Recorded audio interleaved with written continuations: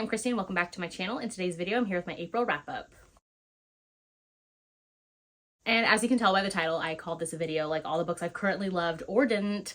And I feel like that's a good representation of a wrap-up because even though it is all the books that I read in the month of April, I also feel like wrap-ups can be watched whenever. Like it doesn't matter that I read these books in April because you could pick them up any month of the year and read them because I know a ton of us read backlist books and things like that all throughout the year. So I feel like wrap-ups aren't very time constraint-y like to the month that we wrapped them up in, if that makes sense. Like hopefully that makes sense. I feel like it makes sense to me. Like I could watch anybody's wrap up any time of the year and pick up a new book recommendation from them because like it doesn't matter when they read it. I could also pick it up and love it in May, June, or December. So April was definitely a busy month for me. I actually went to 2 book signings in the month of April. Started off at the beginning of the month, like the last bit of March and into April, I was actually in Denver for the Readers Take Denver book signing. And then towards the end of April, like the week before the end of April, I was at Seattle for the Love in Seattle book signing. My reading, because of that, definitely slowed down for the month. For those 2 weekends in particular, like I didn't do any reading besides when I was on the plane, which don't get me wrong, I had a great time with friends and at the book signing, seeing authors and like hanging out, doing all the touristy things, like all of that. Loved it so much. So definitely don't regret it. But my reads definitely slowed down because of that. I mean, I still read 33 books in the month, but this year in particular for 2023, my reading for my own personal reading has slowed down. So yeah, that's just something that I made a note of myself. So this means since I was gone a lot in April, I didn't do my mid-month wrap-up that I usually do. But that said, I have 33 books to chat about this month in this video. So I'm going to keep some of them kind of brief and just wrap them up quickly. As always though, if you want to see more of my thoughts or my full reviews on any of these books, I do review them all fully on Goodreads, and you can see all of those thoughts in my Goodreads, which is always linked in the description of all of my videos. So without further ado, we'll jump into the 33 books. So the first book that I read for the month was Wed to the Ice Giant by Layla Faye. I actually read this one on my flight home from Denver. So this one I actually ended up giving it 3 stars to. This one is an arranged marriage, kind of like monster alien romance where the hero is the king of the ice giants. So this book takes place on futuristic Earth, and in this world, the humans used to obviously conquer and run the world, but now monsters do. So thousands of years ago, there was a shift where the world is now broken up into like territories, and humans are the ones who are like barely making it, barely surviving. There are these temples where women can go to kind of save themselves and save their family members from starvation by the women offering themselves up as like these arranged marriage brides, kind of like a genetic matchmaking service to pair you with a monster. So the hero in this one is the king of the ice giants, and he has some like hostility issues with his brother, which play out in the story. And so when this one starts, he's looking for his own bride, and he decides to do like the human woman route and like not see her, not meet her before their actual wedding. This one I was really liking the setup of it, the whole like arranged marriage setup. I liked the beginning half of the story a lot more, but then the last half it started to just like pick up very, very quickly. Like we'd get weeks or months or days just like passing within like sentences of one another in the story. And I was like, wait a minute, like I want to know more, like what's going on? So we do see lots of time passing. The couple isn't together a whole lot as well. Definitely some sweet moments in this, but I did want more of the couple together. And if I didn't mention, this one is a novella. It's on Kindle Unlimited. I gave it 3 stars. Next I read Was I Ever Here by Naomi Loud. I had seen this one on Instagram a few times recently when I picked it up and decided to give it a try. I read this one as well on the flight home from Denver. This one sadly didn't work for me. I gave it 2.5 stars. So this one I went into it hearing that it was like dark, it's contemporary romance dealing with reincarnation and kind of soulmates, and like that's all just from the blurb. So this one sadly just kind of fell flat for me. The reincarnation bit is brought up very early on into the story. The hero mentions it as kind of like just a fact about his own life, and like we don't really ever delve deeply into that. It just came off feeling like very surface level. This one I sadly didn't feel like we ever got to know the characters very well, and so like when they are together I didn't really care because I wasn't feeling it connected to them at all. Felt like there was a ton thrown into the story without a lot of it being fleshed out. Like I had originally wanted to continue on and read the second book in the series because I know it deals with somebody in a cult, but now I'm kind of like, I'm good. I don't think I'll pick up this author again unless I hear like amazing things. And then just know this one, there is like content warning for multiple suicides mentioned in the past with some of the characters. So yeah, 2.5 stars for this one for me. Next, I read Ruby Spencer's Whiskey Year. I was actually sent this one from the publisher and decided to give it a try. I'm a sucker for like a Scottish Highland romance, and especially like when a character picks up their whole life and like decides to move to the Highlands. I love that. So this one I ended up giving it 3 stars too. First off, I did love seeing that the hero and the heroine in this one are both in their upper 30s. Heroine, like I mentioned, she decides she wants a fresh start to life and she has always wanted to write a cookbook. And so she lives in New York. She kind of works in the publishing field, but not writing a cookbook like she wants to. So she decides to pick up her life and kind of move to Scotland, write this cookbook that she always wanted to do, and kind of take on all of these dreams that she always pushed to the side. So we see her move to Scotland. She's living in the Highlands. She's working at this little cute local pub. She lives in like a cute little cottage. She makes friends with the locals right away. So there's lots of like fun little side character interactions. And then she ends up meeting the hero as well, who's like the local handyman who has to come fix some things at her cottage. Like I mentioned, the first half of this I really loved. I loved the whole premise. I love seeing the heroine meet all these like local friends, the whiskey, the Scottish Highland setting, the heroine like trying to take on her dreams of like writing this cookbook. Loved all of that. In the last half of this, it definitely did start to drag for me, both with the plot and the romance. The romance is there, but it's very light. Yeah, I gave this one 3 stars. It's an okay time. Next, I read The Intern by Marnie Mann. This was actually the first book that I decided to pick up from this author because I saw that it was available through the audiobook, like on my Libby app. I decided to try it because I've heard or like seen a lot of this author's books being pushed out on Instagram lately. And this one was like just okay for me. I ended up giving it 3 stars. I did kind of know what to expect with this author, just that they're more on the steamy scenes and all of that and kind of less on the plot. So I knew going in like what to expect, and like for what it was fine, but like it's not a new favorite author for me. So this one's a contemporary office workplace romance. The heroine is a law student and the hero is a lawyer who she ends up like interning with. Actually though, hit it off before she starts interning with him when he comes to like her law school to be a mentor for people there and kind of help them out like on this faux case they're working on. So they hook up super quickly on into the story, and then later on is when they realize they're going to be working together. And then there's also some complications with it as well because the heroine's family like owns the law firm that she goes to work for. That is the hero's bosses as well, and like he's friends with like her uncle and her cousins and things like that. Hero in this one as well, he's like that major possessive alpha hole vibes, so I could definitely see people having issues with that. For me, I liked him more in the last half of the story than I did the first, but yeah, it was okay. Not sure I'll pick up any more from this author in the future, and I gave it 3 stars. Next is Mother of Death and Dawn by Carissa Broadbent. This is the 3rd and final book in the War of Lost Hearts trilogy. So this series was the first one that I tried from this author, and I read the other 2 books in March and finally got to this last book in April. So I've been wanting to try this author just because I know people love her current series that's out, and I have heard good things about this series. I knew that this one was like a completed trilogy, so that's why I jumped into it first.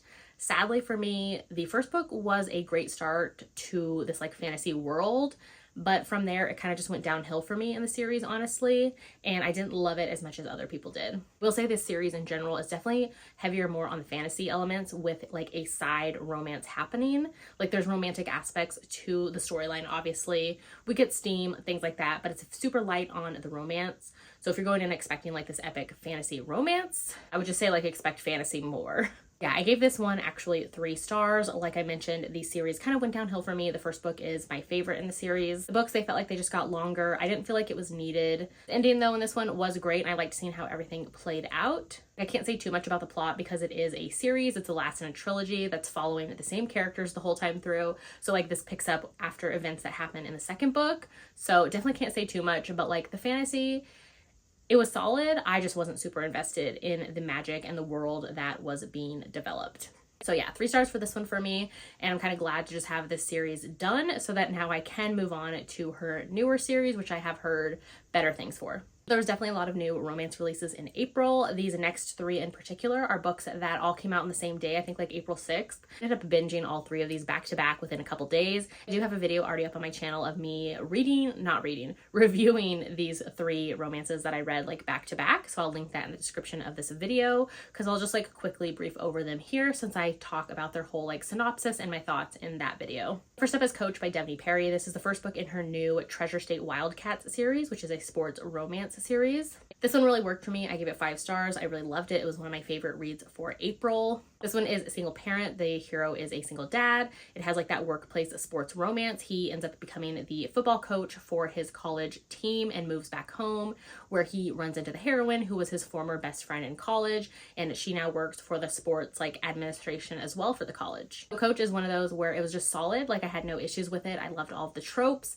I have read all of Devney Perry's books, and so like while this one wasn't one of my all-time favorites from her, it was still like solid 5 stars. Like I had no issues. It was a fun time. Next, I read The Summer We Fell by Elizabeth O'Rourke. This is another author that I have read all of her books. Last few books in particular, though, with her have been misses for me. So this one I ended up giving it 3/3.5 stars. This one I was super excited for the release. I know it's second chance. It's like angsty forbidden. The hero is the heroine's boyfriend's best friend.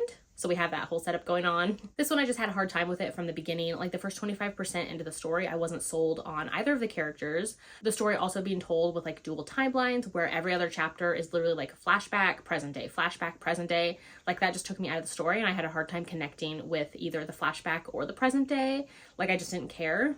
Around the like 35-40% mark is when I started to feel more of the angst that it supposedly is supposed to deliver on. So like once it did get to that, I started to like it. I wasn't a fan of the heroine. I liked the hero a lot more, which this is kind of like a love triangle vibe. There is cheating, not between the hero and the heroine though. Like they cheat together on their like significant others. It was solid. It just wasn't my favorite from this author, though. If you do love this one, you should read her older backlist books because they totally are like this angsty kind of toxic vibes, which like her Devil series doesn't deliver on because those are more like her rom-coms. If you like this one, definitely read some of her older stuff because they have that more of like that melancholy and toxic dramatic vibe to them, which I do have a whole like author guide video to her on my channel as well. Then I read If This Is Love by Julie Ann. This was the last one I read for that little like wrap-up video. I absolutely loved this. Julie Ann has been hit and miss for me. One of her books I gave 5 stars. One of them I gave 2 stars, was like my least favorite book of last year.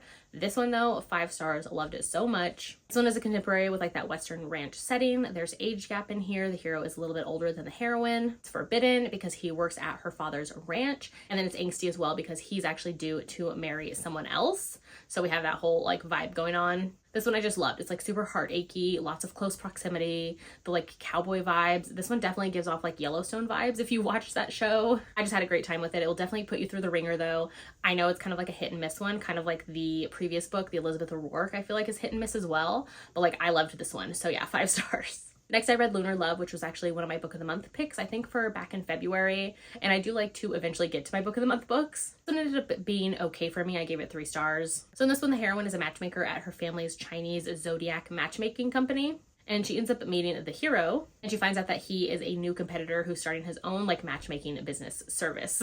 She tries to kind of like find out more about him without letting him know who she is, or like she thinks he doesn't know who she is. The heroine was definitely a harder character for me to get behind or get into or enjoy. The hero I definitely enjoyed more. The heroine is like definitely determined to make good matches based on people's signs alone, and like she's not willing to think outside the box or like imagine that people could be a good match like if their signs are not compatible. I also just didn't love where she's lying from the beginning of the story, like trying to infiltrate and find out more about the hero and like his business without him like knowing who she is or what she's doing. But yeah, the romance in here was just okay for me, kind of because I didn't get behind all of the characters. And I think the whole rival matchmaking business thing could have gone a little bit better, or like I had higher hopes for it. So yeah, it was okay. I gave it 3 stars. Next, I read Time for You. The author actually reached out to me on Instagram and asked if I wanted to read an arc of this one, and it had like tropes that I was interested in, so I decided to give it a try.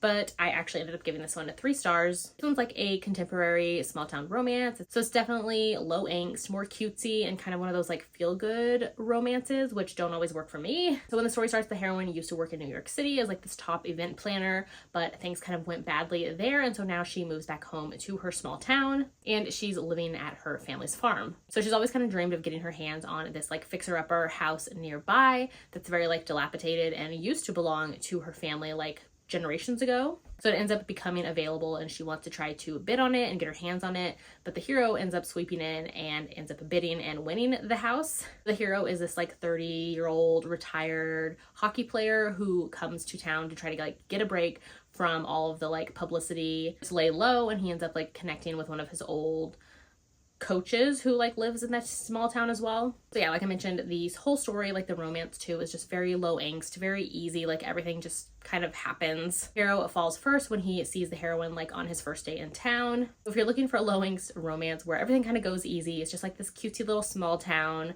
that there's no third act breakup or like miscommunication, definitely check this one out. Next, I read the last 2 books in Elisa Braden's Midnight in Scotland series. So the first one is The Taming of a Highlander. I ended up giving this one 4 stars. This one I actually enjoyed more than I did the first book in the series. These were the last 2 books that I had to read to be caught up on Elisa Braden's entire backlist. And so I took my time and finally got to them. So in this one, the heroine goes to the Scottish Highlands to visit her brother, who was the hero of book 1. And she's a playwright who just kind of wants to focus on writing. Since she's being inspired by Scotland and doesn't want to go back to like London with the whole like matchmaking and society, she ends up meeting the hero kind of like under some unusual circumstances, and she ends up offering up a marriage to him. So the hero was definitely the selling point of the book for me. I loved how into the heroine he was. The hero is definitely a scarred character as well. He was like wrongly imprisoned. He is physically scarred. He's missing an eye and like wears an eye patch, but he deeply, deeply cares for those around him. So yeah, if you love like a broody, scarred hero, definitely read this one. The heroine, on the other hand, was a little bit too quirky and spirited for me.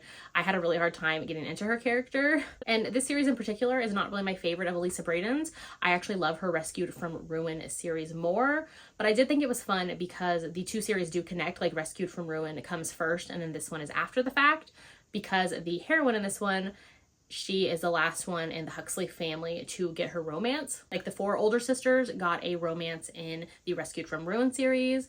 Their brother was the hero of the first book in this series, and then the heroine in this one is the last Huxley sibling to get her book. Yeah, I gave this one 4 stars. Next, I read The Temptation of a Highlander by Elisa Braden, of course. This is the last book in her Midnight in Scotland series, or the most recent one released, I should say. And like I mentioned, it was the last book I had to read to be caught up on her backlist. So this one I loved so much. I gave it 5 stars. It's definitely my favorite in this series. So in this one, the heroine is 28, and for the last 8 seasons, she's kind of like had misses on the marriage mart until the most recent one where she kind of attracted the attention of this very psychotic stalker, like following her. So she's been living with her grandmother, sort of in poverty, and to get away from this like potential suitor who turned into a stalker, her and her grandmother end up taking off to Scotland to stay with the heroine of the previous book, which is the heroine's friend. When she's there, she ends up meeting the hero, who kind of becomes her like bodyguard to protect her. So if you love a grumpy, stoic Scottish hero and like kind of like a bodyguard romance, definitely check this one out because it delivers on all of that. Yeah, it becomes a marriage of convenience. I love the heat between the couple in this one. This couple, like I mentioned, is definitely my favorite in the series. I loved how there is danger and intrigue and like super high stakes in this as well. Like it just delivers on all the things. 5 stars, you definitely need to read it. Next, I read Anna Maria and the Fox, which is by Liana de la Rosa. This is the first book in her new traditionally published series, which I got an arc of this one. It just came out in April, and this one I really liked. Like I gave it 4 stars. I had read books from this author in the past, but they were her indie romances, which I really enjoyed. So I was excited to check this one out. This one, I think the cover is absolutely stunning, and I loved the diversity we're getting in historical romances nowadays, and this one, it definitely delivers. So in this one, we see the heroine and her 2 sisters. It's like late 1800s in London. They end up fleeing Mexico secretly to get away from like the French occupation that's happening there. So the heroines are Mexican heiresses and they're seeking refuge in London. So the heroine ends up meeting the hero of the story, which is like this shrewd British politician. I really liked seeing the couple in this one, like seeing how their story played out, how they kind of get to know one another. It does start slowly, but like once we get into it and we see them getting married, like it definitely picked up for me. The hero, it definitely gives off like my wife vibes, which I always love. So yeah, while the romance doesn't pick up until probably the last half of the book, I liked the moments that we do get between them. I was also just invested in the heroine and her sisters. I loved seeing their relationship dynamic and all of their stories play out because they're all going to get stories as well. I had a great time with this one. I really appreciated the author notes at the end of the story as well. Yeah, it was just a solid, great new historical, and I gave it 4 stars. Next, I had an arc of The Coldest Winter by Brittany C. Cherry. This is her newest release, and this one I sadly gave it 3/3.5 stars. It didn't really work for me. This one is forbidden. It has student-teacher vibes. They are both of age, but that kind of dynamic comes into play. Also has like grumpy sunshine vibes. So I'm one who's been reading Brittany C. Cherry for years. I've been reading her books for I think like 5 years now at this point. And her older books I love so much. They're definitely still my favorites of hers. Her newest books have been more hit and miss for me. Like the recent Holly Dates one, I did love that one, but the ones before that were kind of misses for me, and this one sadly fell into that category as well. Just feels like a very different author than the Brittany C. Cherry that wrote the books that I loved in the past. So this one, it kind of started off like I was interested and intrigued, and I liked the beginning. The heroine is a college student who recently finds out her boyfriend was cheating on her birthday of all things, and so her best friend talks her into going to like a college party and having some fun, letting loose, because the heroine is very like straight-laced, or kind of does everything that's expected of her, and very like goody two-shoe vibes. So her best friend's like, you just need to let loose and like sleep with a hot guy. The heroine ends up meeting the hero and meets him like at this frat party, and they hook up, they have a lot of fun, and then he ends up like leaving right after the fact, and she's like, okay.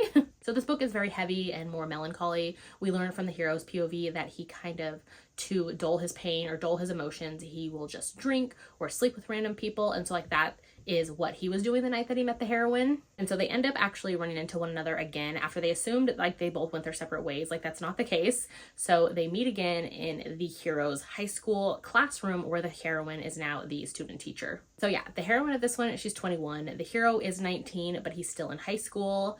And so we have that student teacher dynamic, which didn't really work for me. So the heroine also becomes his tutor, where they have to meet every day after school, where she needs to help him because he's been struggling after the loss of his mother a year prior.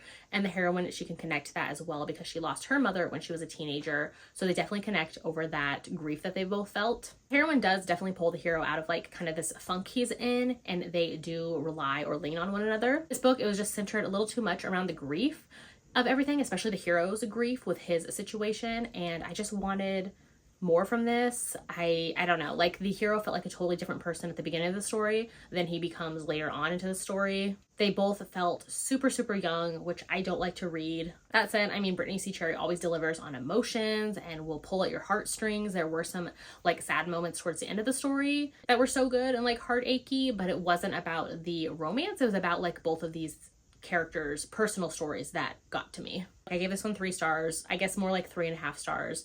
Definitely know there are content warnings though in this one, for grief, loss of a loved one, depression, substance abuse, the topic of death. There are some things in the story that just didn't work for me super well that come about later in the story, which I don't want to like give things away, but yeah, it was like 3 stars for me. Next, I read Show Me the Way by A.L. Jackson. This was an author that was going to be at the Seattle book signing, and like I had only read one of her books years and years ago, so I wanted to read some of like her newer stuff and see if I wanted to pick up any of the books while I was there. So I read Show Me the Way, which is the first book in her Fight For Me series, because it was like free for a little bit, like a couple days. The ebook was free, so I grabbed that. The tropes sounded really good. Emotional contemporary, hate to love, neighbors, a small town, a single parent, like I was all in.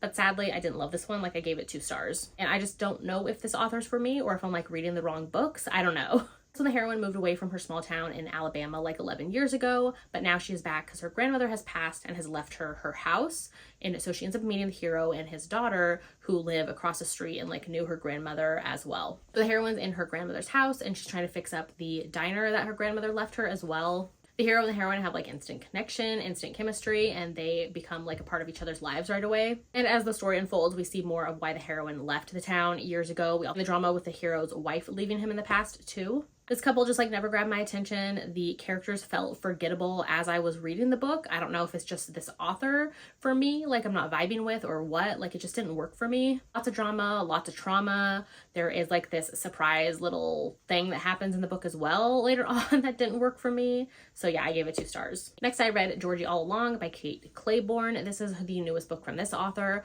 which again, this was like my second time trying this author as well, and I just don't think this author's for me. I gave it 2 stars. This one, we see the heroine's like a personal assistant. She ends up leaving LA and moving back to her hometown to help out her pregnant best friend. While there, she runs into the hero, who was like the town bad boy who's trying to like reform his image. This one, it just felt like very slow and boring to me. It never grabbed my attention. Like, I just don't think this author's for me. So I got an arc of Echoes of You by Catherine Cowles, and I love this book so much. My favorite read of April. I gave it 5 stars. This one is the second book in her Lost and Found series, and I loved this one so much, like more so than the first book in the series. So this one just delivers on childhood best friends. It delivers on that who did this energy. Like, I love that from a hero. It has an uber protective hero and just like the most epic mutual pining between both of these best friends. From the very beginning of the story, it grabbed my attention. We see the hero and heroine, like they've been best friends since kindergarten. The heroine's family, or her father in particular, was like abusive growing up, and so we see how she would always take off to the hero's house, which was nearby, and like he's just very much like the heroine's protector. So we then cut to 13 years later, and the heroine is returning home to their small town, which is like set outside of Seattle. She's been gone for the past 2 years because she was engaged to somebody else, but now she's on the run from that guy because her fiance is definitely like abusive. The mutual pining between these like childhood best friends was everything that I love to read about. Both like hesitant to push the boundaries of their relationship because they're not sure if the other one is into them, and like they don't want to lose the friendship. Like, ugh, I just love that angst so much. The relationship is definitely slow burn, but it makes sense for the story. It makes sense for the characters. I just love this one. Definitely content warning though for physical abuse and abusive relationships. So just know that. Yeah, love this. 5 stars. I'm so excited for like the little teasers we've got of the next book, and I can't wait. So I read Offside by Avery Keelan. I love this one so much and gave it 5 stars. This one's a contemporary sports romance. The heroine in this one, she basically starts dating the hero, who's a hockey player from her school's rival team, which on her school's team is her brother and her ex-boyfriend. I just really enjoyed. I love the couple, especially like they were my favorite part.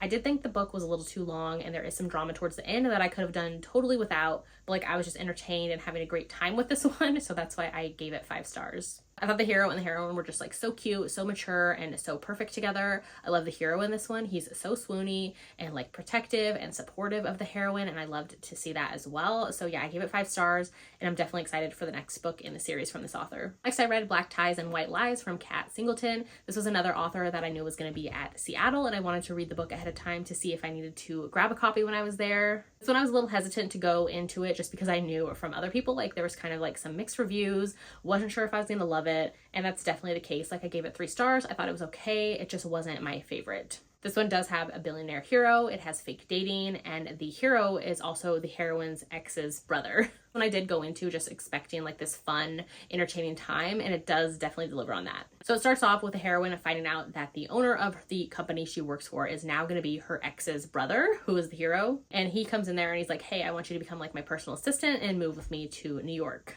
And then he also wants her to pose as his fake fiance because of like some complications going on with the company and with his image. And so that becomes what they do. It was a super quick read. It flies by. It's easy to get lost into. This one definitely starts off though with the characters who are kind of over the top. The dialogue wasn't my favorite. It does get better though as the book goes on. Also, like, never really felt like a fake relationship. Like, they are obviously into each other from the start and give into that. I did like though how the hero like constantly lets the heroine know how much he wants her. Like, wish we had some actual like tension from the whole like fake relationship setup. Like, are they gonna do anything? Are they gonna give in? That kind of like push and pull you usually get from fake relationships. It was okay. Like, I gave it 3 stars. I'm definitely more excited though for the author's new small town romance that comes out in May that I'm very excited for and have heard great things for. Next, I had an arc of Happy Place by Emily Henry, and I gave this one 3 stars / 3.5, I guess.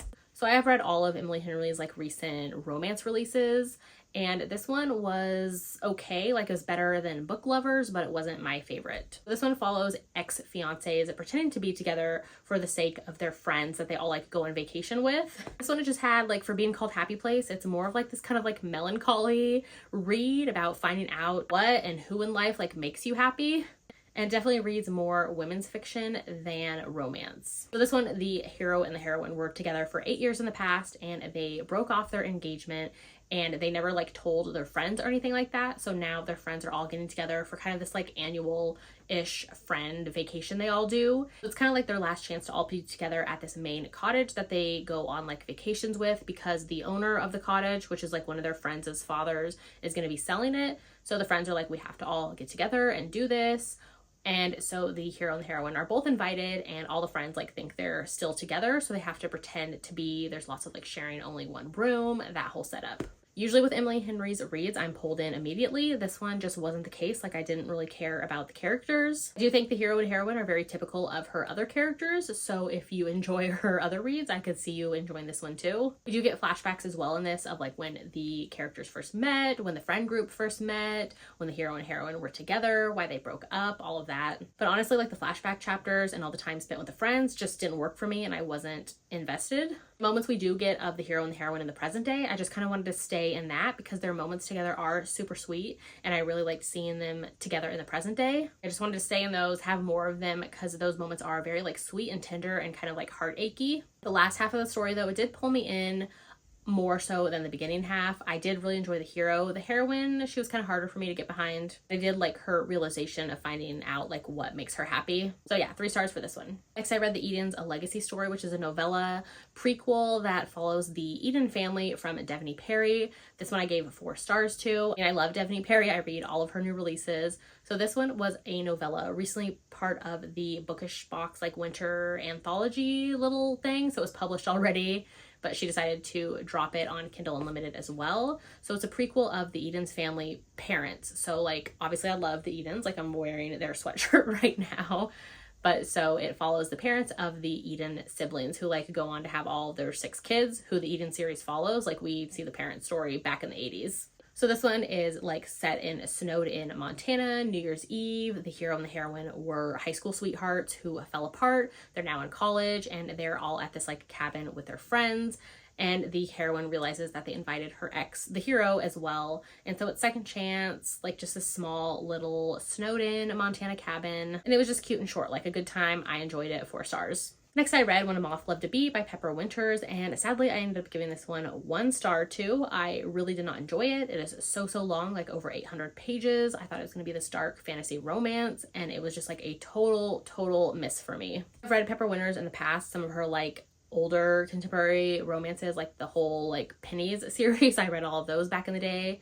Those were definitely drama and dark and entertaining though, where this, I was expecting that kind of level of dark, and this one just wasn't that at all. Honestly, like nothing in this worked for me. I don't even want to talk about it. Like if you want to see my review, it's on Goodreads. Next, I read Unfurl by Elodie Hart, and this is the first book in a new series. But all I knew before going into this one is that it's age gap, it's contemporary romance involving like a kink club that the hero owns, and it's on KU, and I was like, yes, please. This was just wildly delicious and fun to get lost in. I read this in one sitting, like it was just so easy to binge. Basically, this one actually kind of gives me vibes of a very kinkier Magnolia Parks, kind of like just the writing style of like being in the characters, like they're talking to you as the reader, that kind of like style of writing. It's also set in London as well. It definitely has like Salacious Players Club vibes with like the whole hero owning this like sex kink club.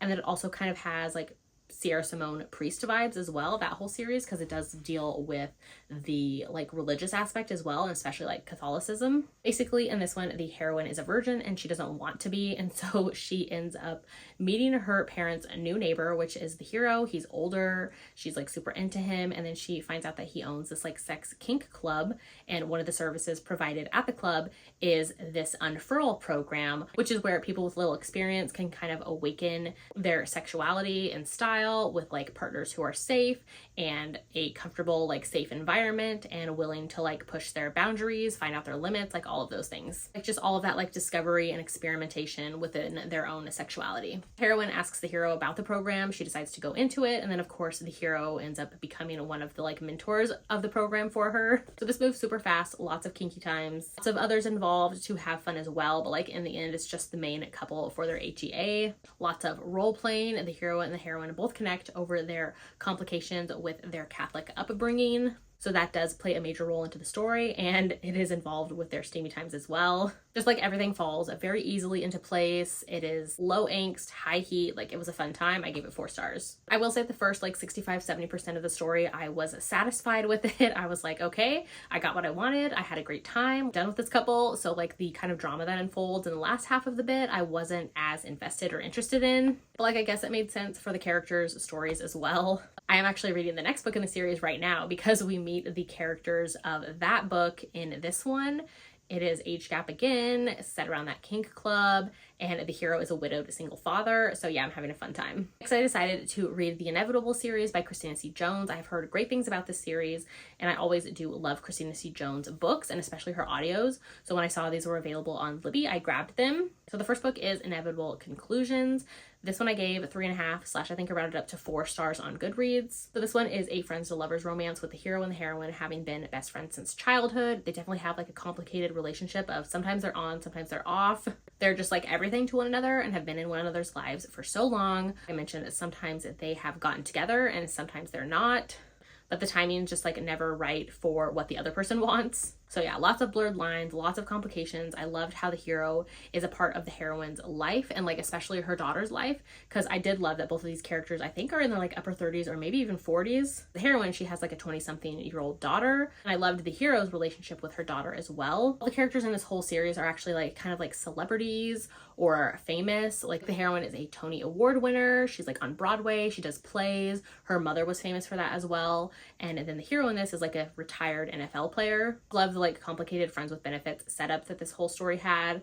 Loved the hero and the heroine. Christina C. Jones audios in particular are just like so easy to get lost in and binge. Yeah, I had a great time with this one. And I read Inevitable Seductions, which is the second book in the series. This one I actually loved even more, and I gave it 4 stars. So this one, the heroine is a former model and now she's like a TV personality, and the hero is a retired rugby player. So the heroine in this one, like we saw this couple in the previous book, and you could tell how the heroine tries to keep the hero at bay, where he is the one like more of the pursuer and trying to get her to get with him.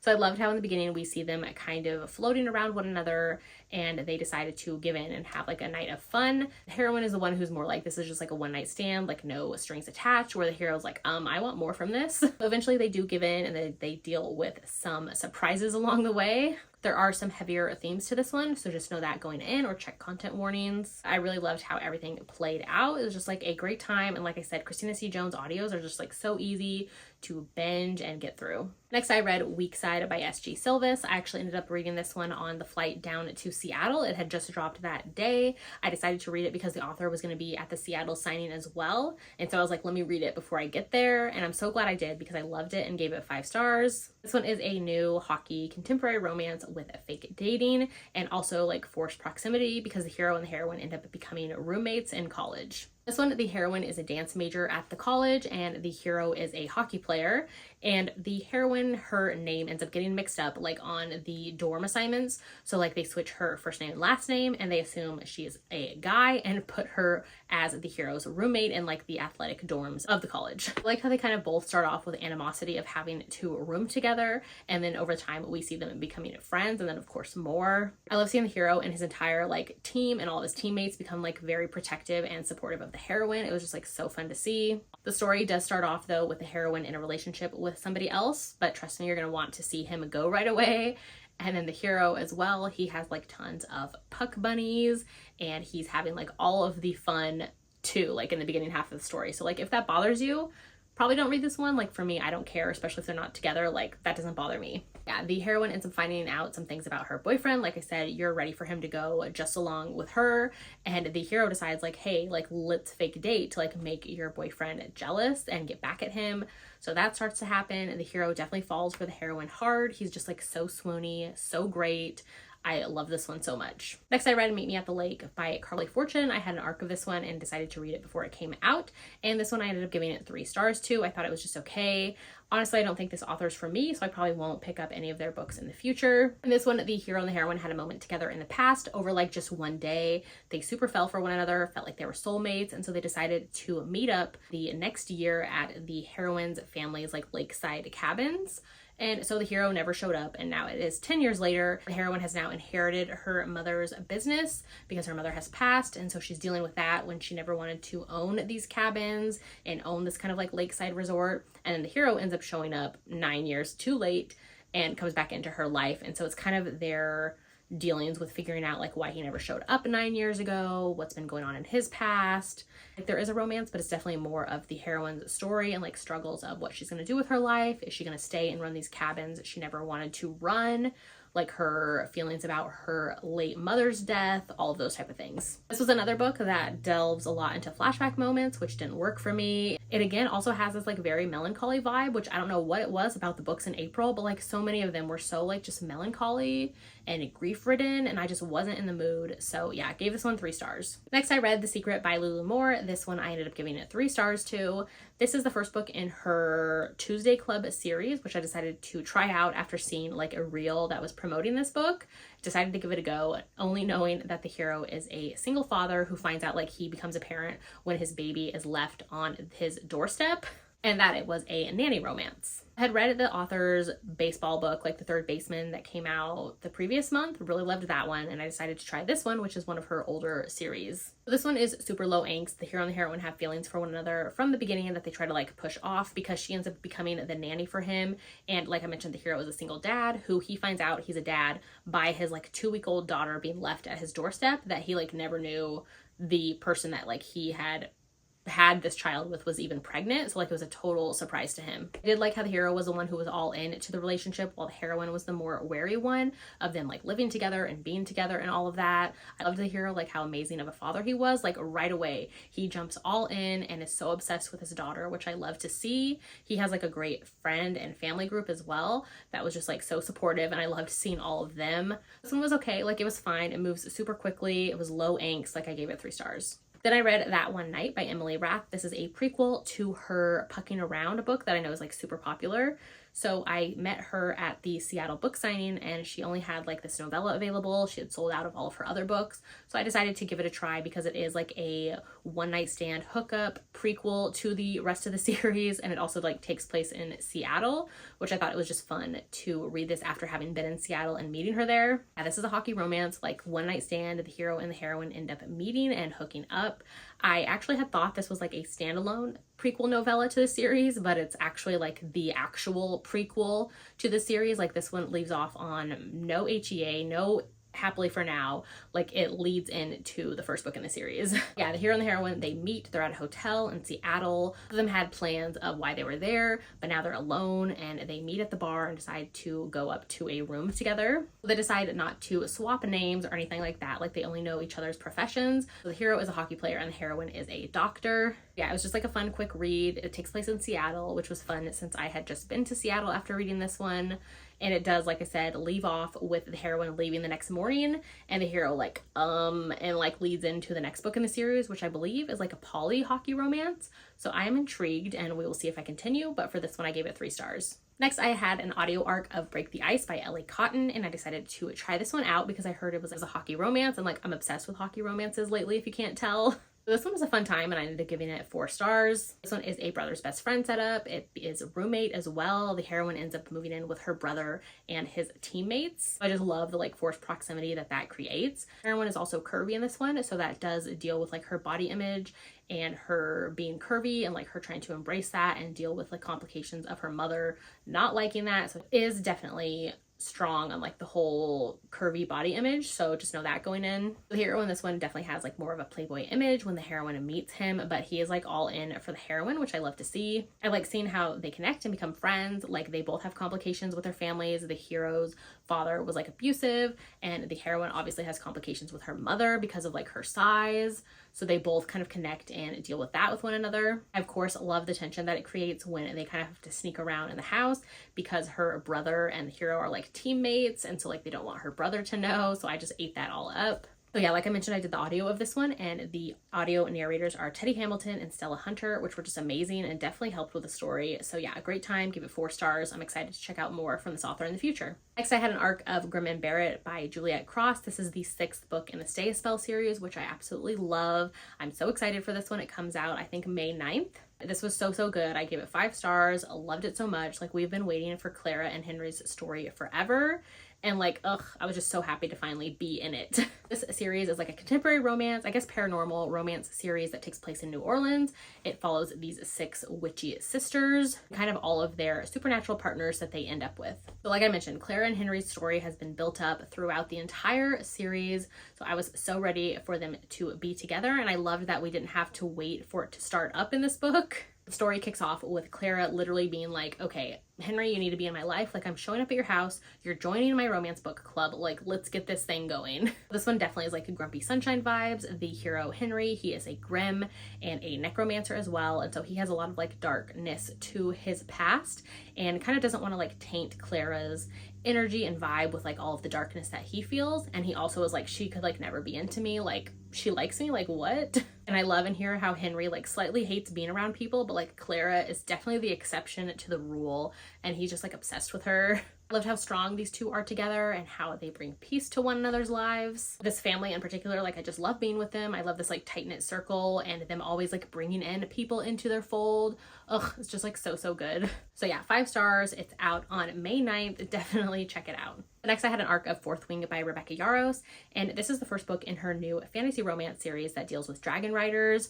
So my friend Carrie from Book for Romance and I decided to do a read-along for this and have like a live chat at the end of May that we're doing. So definitely join us if you've read this book or plan to in the month of May. So I'm not going to say too much. I mean, my Goodreads review is already out there, so you can see my thoughts, but I do think the live chat is going to be great when we chat about it at the end of the month. But for me, I actually gave this book a solid 3.5 stars. I definitely have lots of thoughts, which I can't wait to chat about it at the end of the month.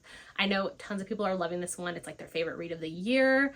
So maybe I'm in the minority. I don't know. We'll find out when we chat about it at the end of May. And then lastly, I read Virgin Fire by Elizabeth Chadwick. This was the Historical Hellions book club pick, which is the book club put on by Jess from Peace Love Books and Samantha from Books with Samantha, co-guest like on their live show. And so I read it for that, which I mean, I read all of their books anyways every month for their book club. So yeah, this is a older historical romance written, I think, in like the mid-90s. This is one that definitely felt mismarketed. Like going in, I think we all expected it to be like this marriage of convenience because the heroine owns the only bathtub in town, and so that's how they get together. But in fact, it was like a lot different from that. So yeah, I gave this one 3 stars. I actually did like the beginning a lot more, even though it was different than what I thought it was going to be. It's kind of more of marriage and trouble situation. Like the hero wants to marry the heroine to get revenge on her family, who he blames for his father's death, which we see all that play out in the beginning of the story.